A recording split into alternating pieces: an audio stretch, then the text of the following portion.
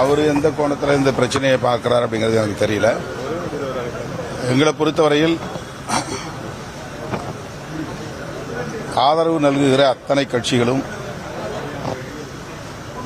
வாக்கு தவற வாய்ப்பில்லை. விடுதலை சிறுத்தைகள் கட்சி, இடதுசாரிகள், இந்திய யூனியன் முஸ்லீம் லீக், இந்த கட்சிகள் தாவேகாவுக்கு அளித்த வாக்குறுதிகளை கட்டாயம் காப்பாற்றும். இடதுசாரிகள் வெளியிலிருந்து ஆதரவு நல்குகிறார்கள்.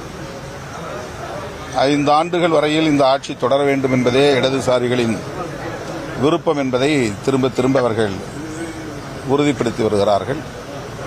அதே நிலைப்பாட்டைத்தான் விடுதலை சிறுத்தைகள் கட்சியும் கொண்டிருக்கிறது. எனவே இந்த ஆட்சி 5 ஆண்டுகளுக்கு எந்த இடையூறும் இல்லாமல் வெற்றிகரமாக இயங்கும் என்று நான் பெரிதும் நம்புகிறேன்.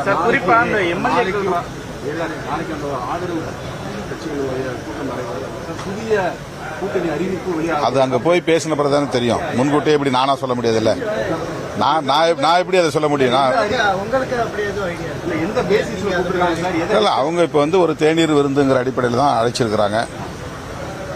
கட்சி தலைவர்களை மட்டுமின்றி சட்டமன்ற உறுப்பினர்கள், நாடாளுமன்ற உறுப்பினர்கள், இப்ப எங்க கட்சியில 2 சட்டமன்ற உறுப்பினர்கள், 2 நாடாளுமன்ற உறுப்பினர்கள், தலைவர் என்கிற முறையிலும் நாடாளுமன்ற உறுப்பினர் என்கிற முறையிலும் நானும் அதில் பங்கேற்கிறேன்.